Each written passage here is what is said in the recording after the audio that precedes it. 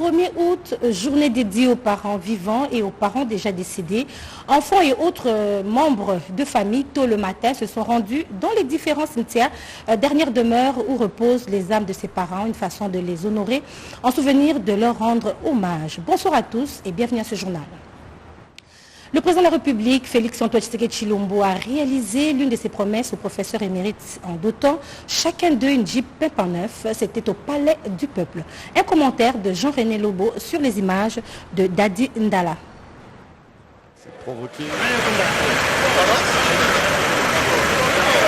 Soucieux de l'amélioration des conditions de vie et du travail des corps académiques de la République démocratique du Congo, le président de la République, Félix-Antoine Tshisekedi Tshilombo, a au cours d'une cérémonie solennelle remis un échantillon de 80 pick-up marque Toyota 4x4 aux professeurs émérites.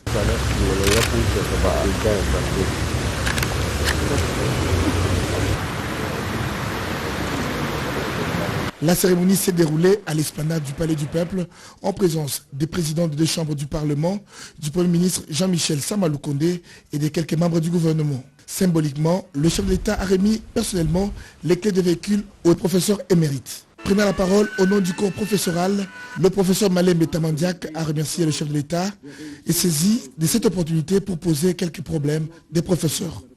Oui, les professeurs émérites, ce sont des vieillards. Le plus jeune d'entre nous a 70 ans et celui qui vous parle a 86 ans. Je voudrais tout simplement réitérer ce que d'autres ont dit. Vous remercier très sincèrement d'avoir accepté de rehausser cette cérémonie et de remettre vous-même les premières clés aux professeurs émérites. Les hommes des sciences bénéficiant des véhicules, dont du chef de l'État, ont exprimé leur satisfaction. Sentiment de gratitude, sentiment de remerciement au président de la République pour avoir concrétisé sa promesse, récompenser les mérites de ceux qui ont pu s'investir des années durant pour la formation de la jeunesse et pour le développement de notre pays. Je suis le seul professeur émérite à l'ISP Gombe à avoir eu ce véhicule.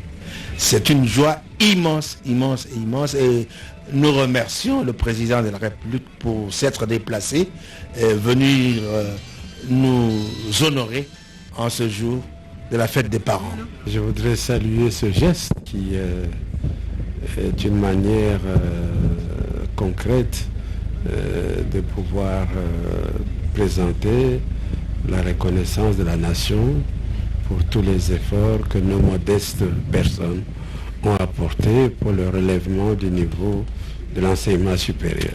Voici 30 ans, tous ceux qui ont suivi Mobutu n'ont jamais fait ce geste. Voici que le président Félix-Antoine Tshisekedi Tshilombo passe ici pour réaliser les promesses qu'il a faites auprès des universités, des étudiants, des professeurs. Et il a daigné commencer par les professeurs émérites. Il a coïncidé cette journée avec la journée des pépés, des mémés et des parents. C'est une chose agréable. Ce geste du chef de l'État aux professeurs émérites est la réponse à la demande des professeurs d'université au chef de l'État lors des échanges qu'ils ont eus lorsqu'ils ont été reçus par le président de la République le 6 septembre 2020 à la Cité de l'Union africaine.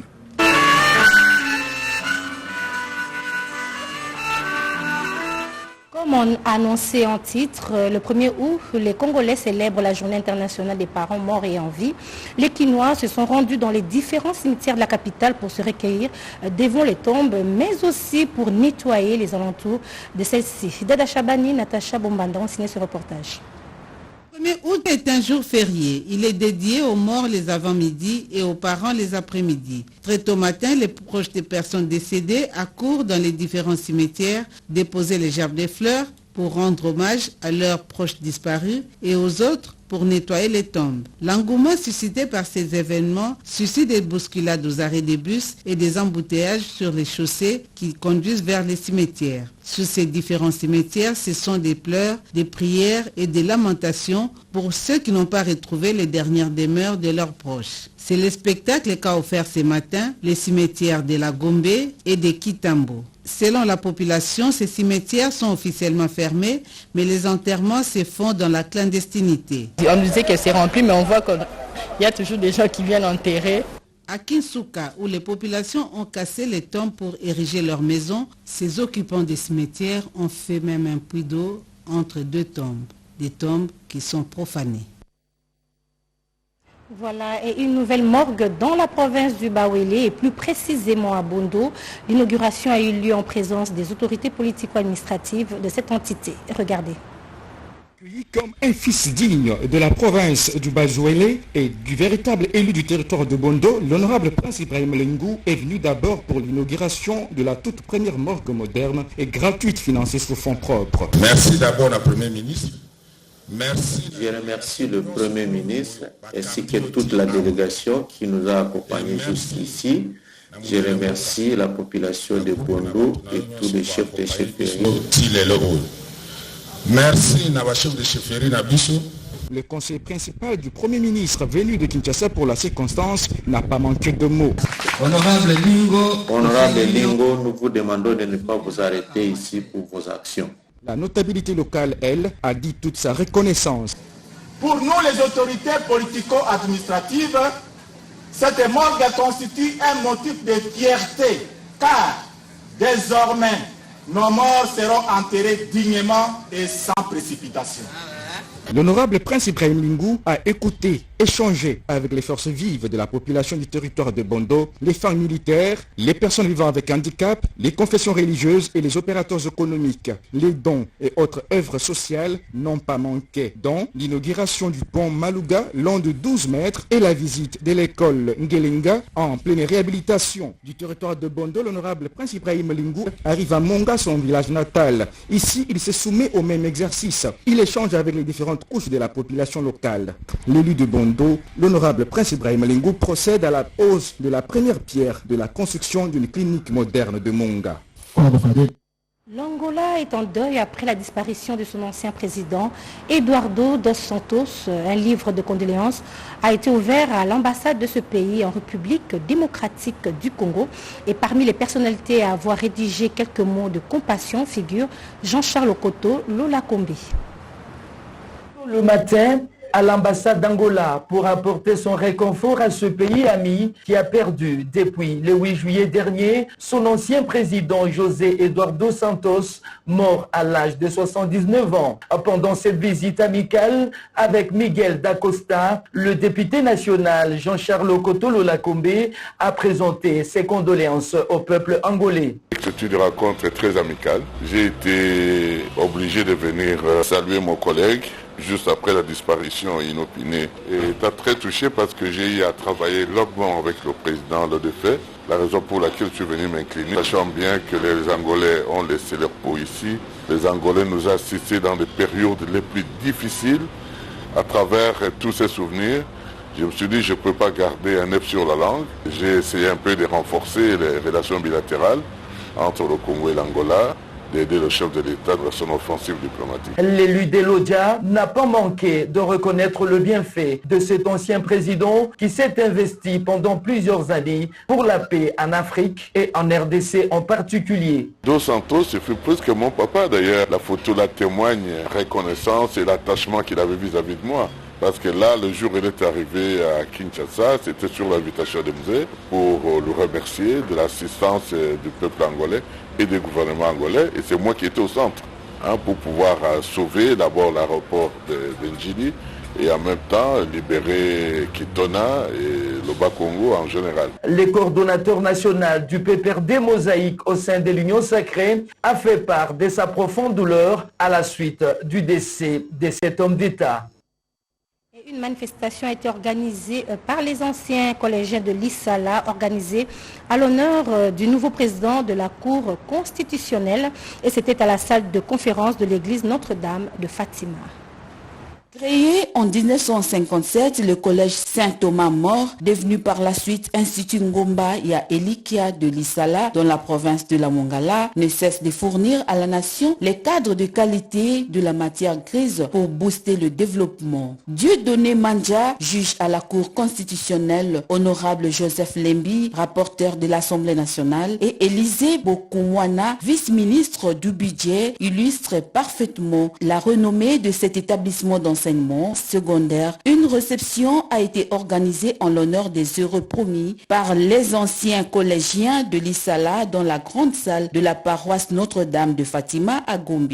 Maître Dieudonné Manja a fait montre de sa gratitude au chef de l'État, Félix Antoine Tshisekedi Tshilombo, pour avoir jeté son dévolu en sa modeste personne. Il a exhorté ses anciens collègues à se faire remarquer par un travail de qualité avant de procéder au nom du président du Conseil des sages, le professeur Félix Vundwawe, à la présentation et l'installation du nouveau comité directeur de l'ACOLIS désigné par consensus lors de l'Assemblée générale du 29 mai, présidée par Antoine Likopa et Marie-Louise Ekpoli. Dans son mot de circonstance, le nouveau président a rappelé le parcours professionnel élogieux du juge Manja du palais de la justice à la Cour constitutionnelle en passant par la présidence de la République, le CANI et le Sénat.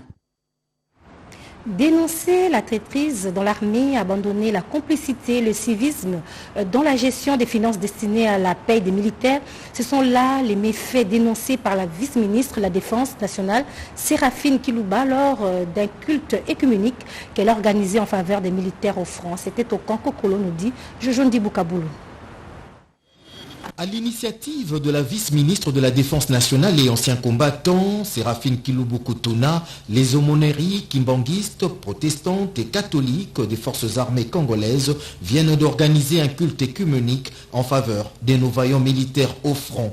Cadre choisi, la tribune du camp colonel Kokolo. L'aumônier kimbanguiste, officiant de la cérémonie, a placé son exhortation tirée dans les livres d'Exode chapitre 14 au verset 12 à 14 ainsi que 2 Rois chapitre 5.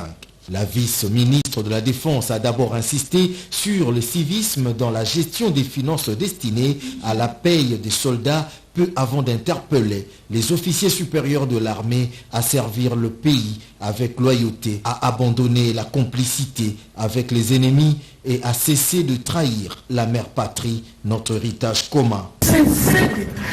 La Bible dit que deux personnes qui se sont d'accord ne peuvent pas faire route ensemble. Nous allons travailler dans l'armée avec amour entre nous et nous allons travailler pour la cause du Congo.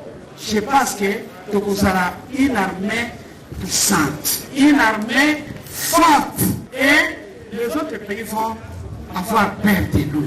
Le chef d'état-major général des forces armées y a été représenté par le lieutenant général Padiri à côté des autres officiers supérieurs et des associations des épouses militaires.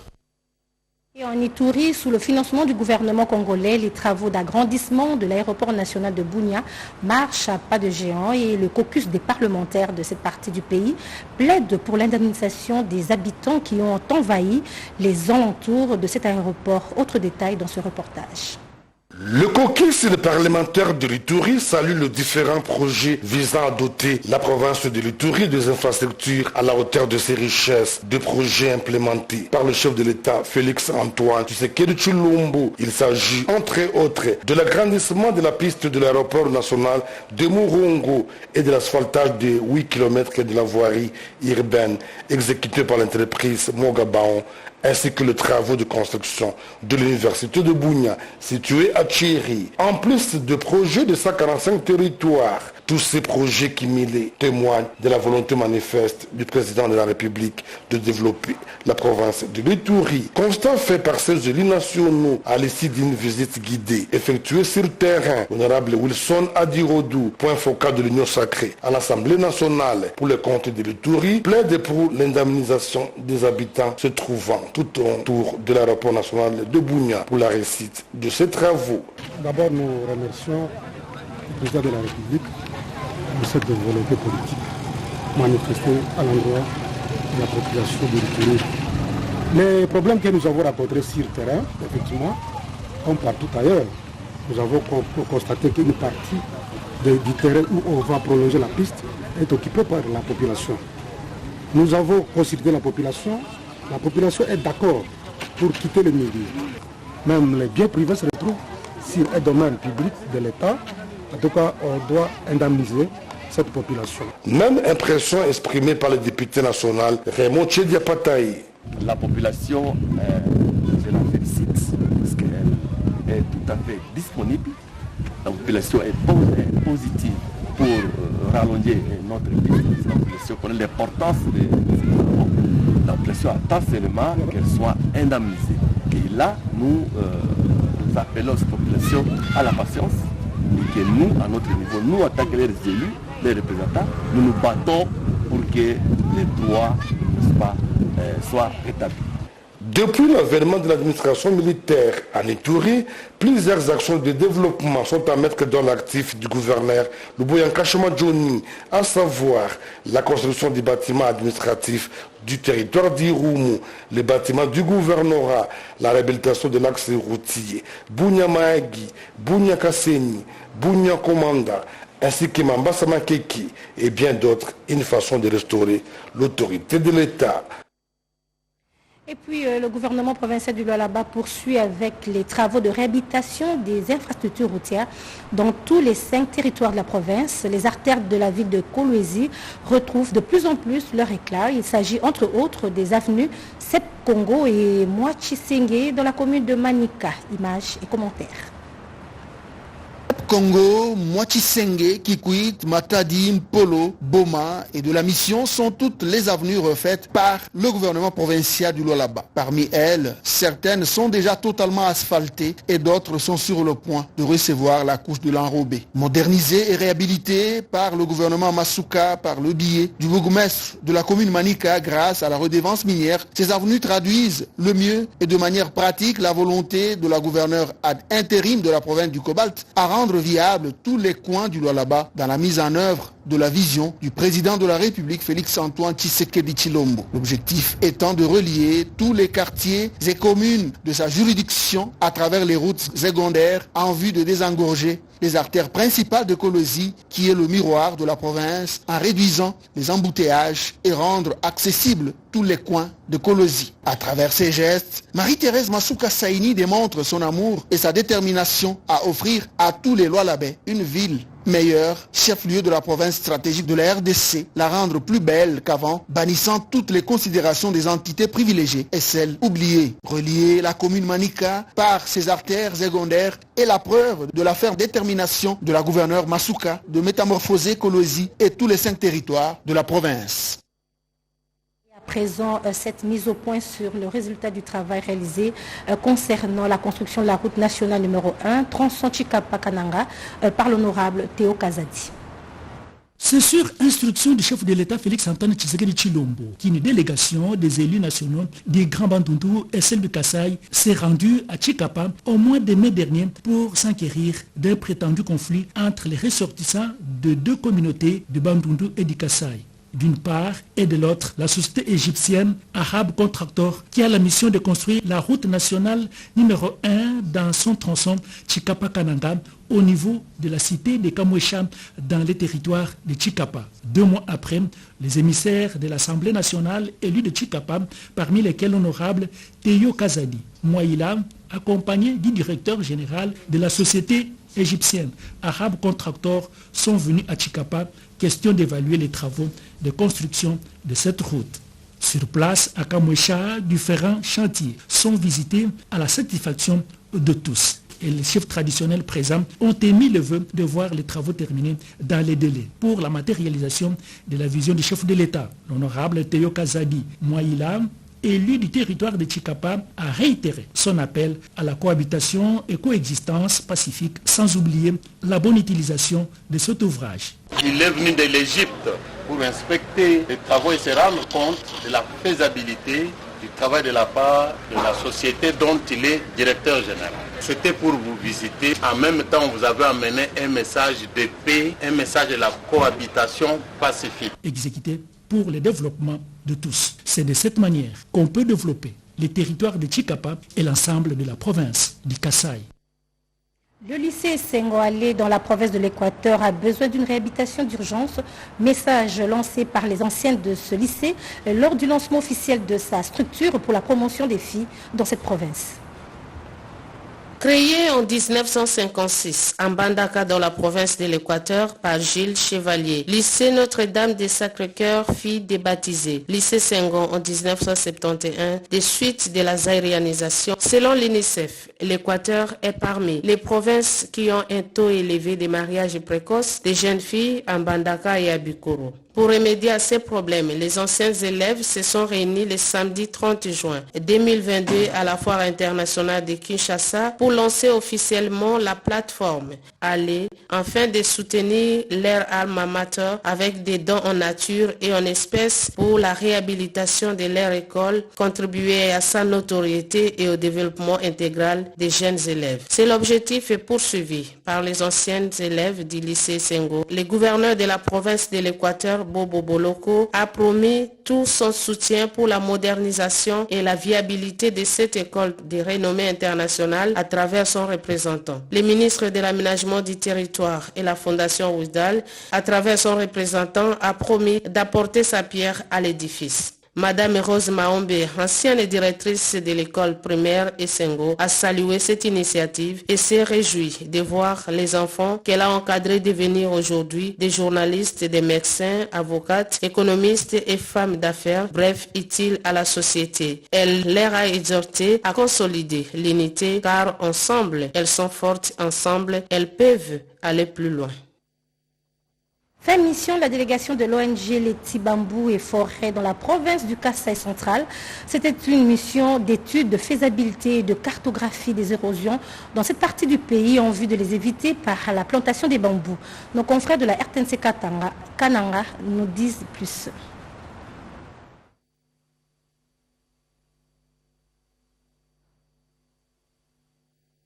Voilà, comme je viens de vous le dire, la fin de la mission, la délégation de l'ONG Leti Bambou et Forêt dans la province du Kasaï central. Une mission d'étude de faisabilité, de cartographie des érosions dans cette partie du pays en vue de les éviter par la plantation des bambous.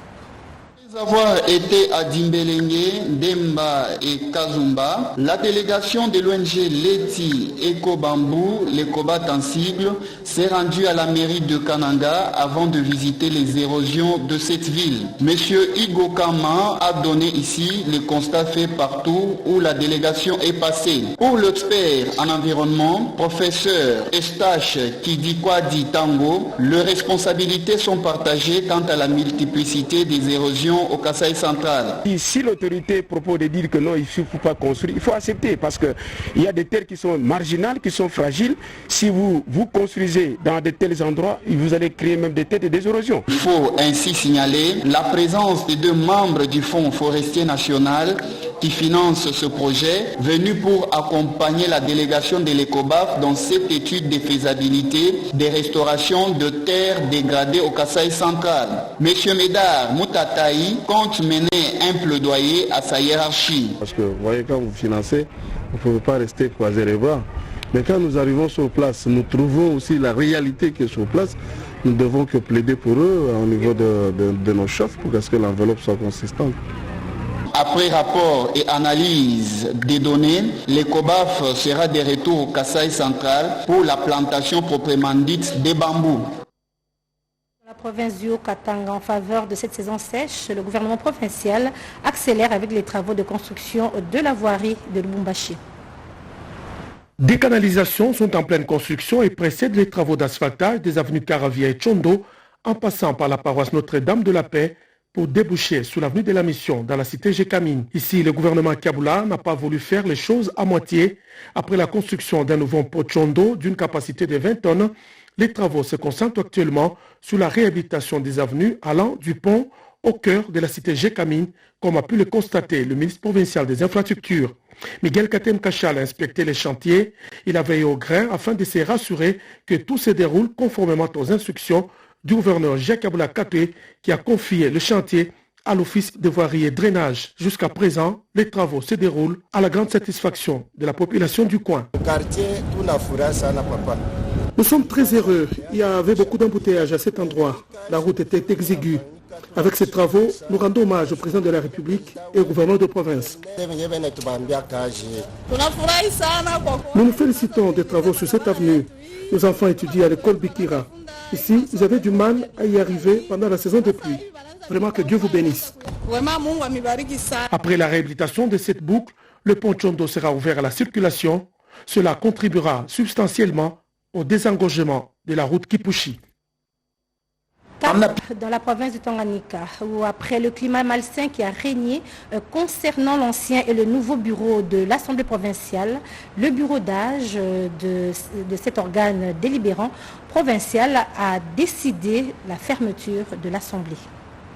Du message officiel du vice-premier ministre, ministre de l'Intérieur et Sécurité de ce jeudi 28 juillet 2022, relatif à l'interdiction des activités au sein de l'Assemblée provinciale du Tanganyika à la suite des incidents survenus le mardi dernier, le gouverneur de la province du Tanganyika, Julie Ngungwa Mwayuma, à qui l'instruction d'application de la mesure a été donnée, a réuni dans la soirée de ce même vendredi le membre du comité provincial de sécurité pour la retransmission de ce message. Déjà ce samedi 30 juillet, le chef de l'exécutif provincial s'est rendu avec tous les membres du comité provincial de sécurité au siège de l'Assemblée provinciale pour faire le constat et rendre effective la décision préventive de sa hiérarchie administrative. Le commissaire provincial de la police nationale congolaise, Yav Moukaya Jean, a remis symboliquement au gouverneur Julie Ngungwa Mwayuma les clés des bureaux de l'Assemblée qui, à son tour, les a remises à son ministre provincial de l'Intérieur et Sécurité qui assurera désormais le suivi de l'application de cette mesure. En rappel, cette fermeture intervient après que 5 membres du bureau de cette Assemblée aient été déchus par 15 députés majoritaires et leur remplacement par un autre bureau élu. En date du mardi 26 juillet, les membres de l'ancien bureau, en contestation de leur déchéance, ont pris d'assaut le siège de l'Assemblée provinciale du Tanganyika,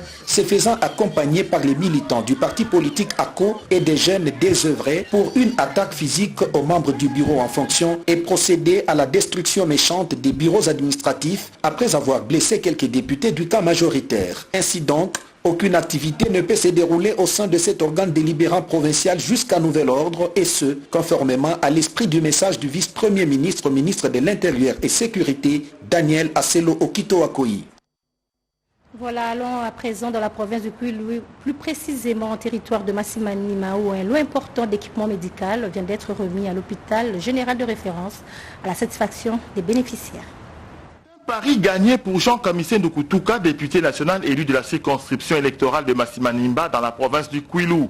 Le député a choisi les sud du territoire de Massimanimba pour passer ses vacances parlementaires avec sa base électorale de Paikongila, Kibolo et Sungu. Comme partout ailleurs, Jean Kamisendu a reçu un accueil digne d'un élu. Dans son adresse, le député national élu sur la liste AFDC et alliés a remercié le chef de l'État pour le choix porté sur une digne fille de Massimanimba, à savoir Nana Manuanina en qualité de ministre auprès du président de la République. Il a invité les filles et fils de Massimanimba à l'unité. Fervent catholique, Jean Kamisen Ndukutuka et toute sa délégation ont assisté à la messe de dimanche à la paroisse Bassan Toubanso de Paikongila.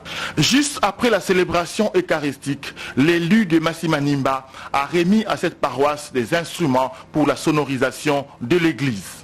Dans le domaine de la santé, Jean Kamisen Ndukutuka a remis un lot de 40 matelas à l'hôpital général de référence de Paikongila et il a volé au secours des enfants malnutris encadrés au centre nutritionnel Kukola que dirige la révérende sœur Marie-Claire Kamongo. Toujours dans le secteur de Paikongila, Jean Kamisen Ndukutuka a pris son bâton de pèlerin pour inspecter les travaux de réhabilitation de routes et de dessertes agricoles qu'il a financés à travers le cantonnage manuel. À l'étape de Kimbisefak, la population a remercié son élu pour les efforts qu'il fournit dans l'entretien de routes, la réhabilitation du bac Kimbisefak, abandonné depuis plusieurs années, et la distribution des tôles dans les écoles de la contrée. À ce sujet, le député national a lancé d'ailleurs la campagne École sans paille qui consiste à enlever la paille dans toutes les écoles pour être remplacée par des tôles. Depuis fin de l'année 2019, la frontière entre l'Angola et la République démocratique du Congo a été fermée au niveau de poste frontalier de Siamazamu, borne 28, dans le Congo, et c'est seulement la semaine dernière, dans le territoire de Kaemba, qu'elle a été réouverte. La cérémonie intervient après la fermeture de la frontière suite à la pandémie de la Covid-19 qui a secoué le monde. Ernest Mwangala a à cette occasion salué l'initiative prise par les deux présidents d'Angola, Joao Lorenzo et son homologue Félix-Antoine Tshisekedi pour rendre réelle l'amitié et les échanges entre les deux peuples amis en vue de permettre le développement de ces deux pays. Jean-Marie Petit-Petit, gouverneur de la province du Kwango, a remercié les deux chefs d'État. Il a indiqué que le développement de la province du Kwango reste son cheval de bataille. Donner aux Kwangolais les opportunités pour leur bien-être, c'est parmi les raisons qui justifient la réouverture du poste frontalier de Siamaziama, a-t-il martelé. Jean-Marie Petit-Petit a entamé une tournée de travail dans le Kwango profond depuis le dimanche 24 juillet 2022. Le gouverneur Petit-Petit appelle ses administrés à soutenir le chef de l'État, Félix-Antoine Tshisekedi, pour sa réélection lors des prochaines échéances électorales en RDC. Pour lui, le chef de l'État est porteur d'une vision claire pour développer la RDC. Il faut que la population lui accorde sa confiance pour un second mandat. Les enfants de la commune de Selembaou viennent de bénéficier d'un parc récréatif, un don d'un résident du quartier Cité Verte Pichou Lokto. Susciter l'essence de l'amour des études aux jeunes élèves à travers la gratuité de l'enseignement a poussé le bourgmestre de la commune de Selembao à inaugurer un parc pour enfants situé sur la 9e rue du quartier Cité Verte. Il s'est fait représenter par son assistant administratif Joseph Mingachanga. Une sculpture illustrant un parent accompagnant ses deux enfants à l'école circonscrit le dévouement des enfants aux études. Cérémonie qui est très importante pour nos enfants. Le chef de l'État a lancé le programme de la gratuité de l'enseignement pour inciter le parent à envoyer les enfants à l'école afin que nous ne puissions plus avoir des enfants qui ne sont pas scolarisés faute de moyens. Notre ami Pichou a créé ce monument, une façon de sensibiliser les enfants à aller à l'école. Le chef de l'État a la vision de créer des millionnaires dans ce pays. Cela ne peut être possible que par l'entrepreneuriat des jeunes. Ces gestes de Pichou locaux matérialisent la vision du chef de l'État dans ces domaines et encouragent l'initiative de la création d'emplois. Beaucoup d'enfants ici au quartier sont scolarisés. Alors, il faudrait stimuler que d'ici, qu'on puisse aller dans le plein fond, des secteurs reculés, que les enfants-là aillent à l'école. Je suis né d'un enseignant, raison pour laquelle j'essaie que de marcher dans l'enseignement. Peu importe les moyens, peu importe les cotisations que je suis en train de faire, je vais faire cette œuvre afin que tous les mamans envoient leurs enfants à l'école. Un acte applaudi par les habitants de la Cité Verte pour cette attention particulière portée aux enfants du quartier. Et nous allons nous séparer avec ce communiqué. Le ministère du Portefeuille a le regret de vous informer du décès du colonel Ferdinand Maïna Bichilo, père biologique de son Excellence Madame la ministre d'État, ministre du Portefeuille, la princesse Adèle Kainda, mort survenu le 28 juillet 2022 à Kinshasa de suite d'une longue maladie à l'âge de 76 ans. Mardi 2 août 2022 à 20h11 à l'aube, veillée mortuaire en la salle polyvalente de la cathédrale du centenaire protestant. Mercredi 3 août 2022, à 7h11, arrivée de la famille en toute intimité à la morgue du cinquantenaire. À 8h11, levée du corps pour la cathédrale du cinquantenaire protestant. 9h11, début culte d'action de grâce suivi du recueillement en la cathédrale du centenaire protestant. 11h11, fin du culte et départ pour l'inhumation à la nécropole entre ciel et terre. Ce communiqué a été signé par le directeur de cabinet Clément Moussengezi. Voilà, c'est ici que prend fin ce journal. Merci de nous avoir suivis et tout à l'heure à 20h dans la grande édition du journal, vous allez être en compagnie de Françoise Boulaboua qui d'ici la bonne suite de programme sur la RTNC.